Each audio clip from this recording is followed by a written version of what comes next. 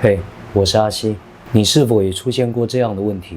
这2年来，你和你伴侣的相处时间变多了，但是天天生活在一起的结果是，你发现你看他越来越不顺眼，你发现了他很多问题，你们之间的争吵越来越多，麻烦和困难越来越多，但是你们彼此都不知道如何解决，最后只能认为是彼此不适合，甚至你们现在已经分开了。如果你也遇到这样的情况，那么今天的内容就是给你的。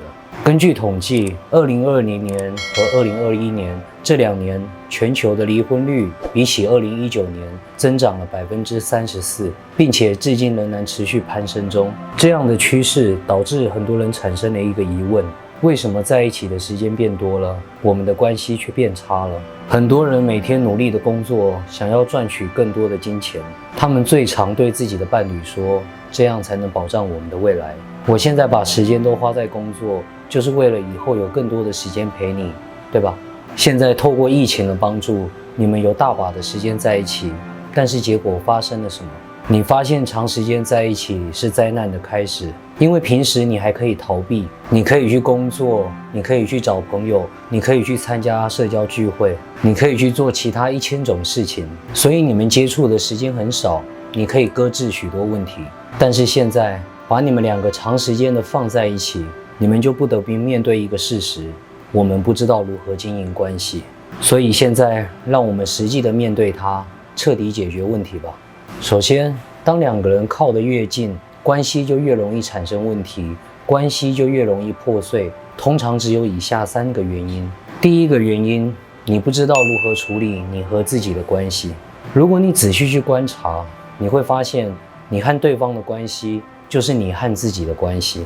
如果你经常无法控制自己的情绪，你就容易对伴侣发脾气。如果你对自己的生活毫无责任感，你也同样不会认真去对待你的伴侣。如果你不擅长处理自己的感受，你就无法理解伴侣的感受。你习惯逃避自己的各种问题，你也同样会逃避关系中的各种问题。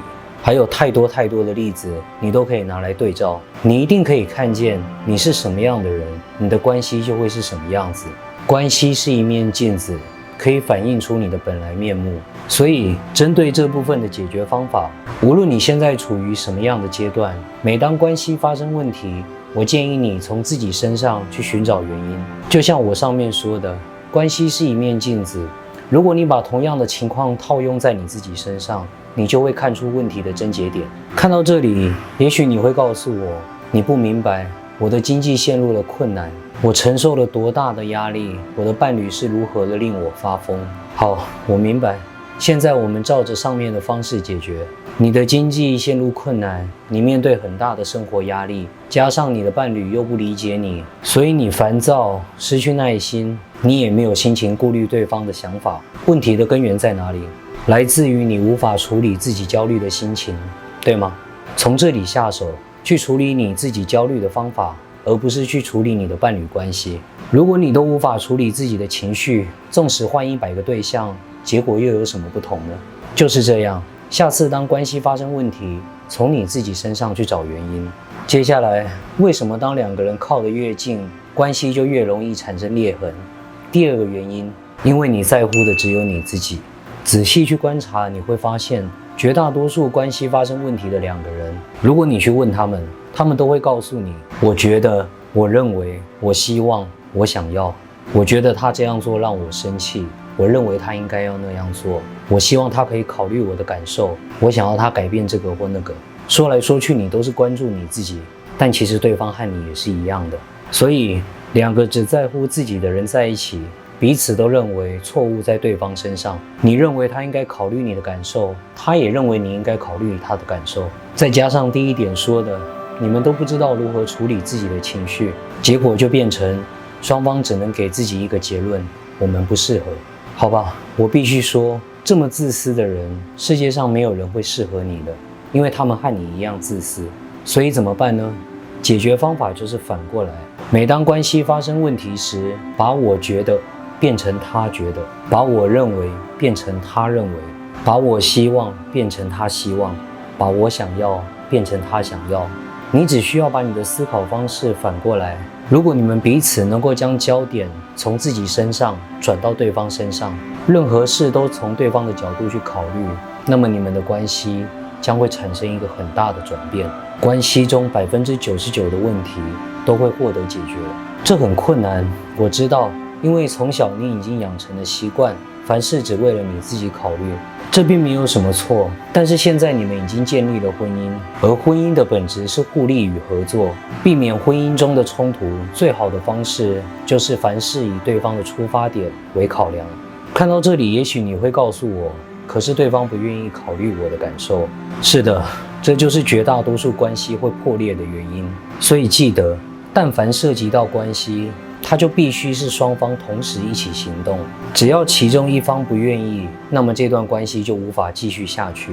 而如果对方不愿意和你共同努力，那么你能做的就是尊重对方，因为每个人都有选择的自由。接下来，为什么当两个人靠得越近，关系就越容易产生裂痕？第3个原因，你想让对方变成你想要的样子，而不是他本来的样子。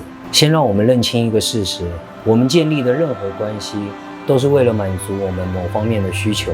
今天你和某个人在一起，你告诉他我爱你，其实是因为你想从他身上获得某些能满足你的东西，对吗？所以一旦期望进入了你的头脑，你们的关系就一定会发生问题。因为你有期望，你就会开始不自觉的算计，你会开始想着自己哪里吃亏，然后为了平衡这个局面，你就会开始想改变对方，然后你的控制欲就进来了。渐渐的，对方就会开始感到痛苦，接下来对方就会想要逃跑，然后你们的关系就破裂了。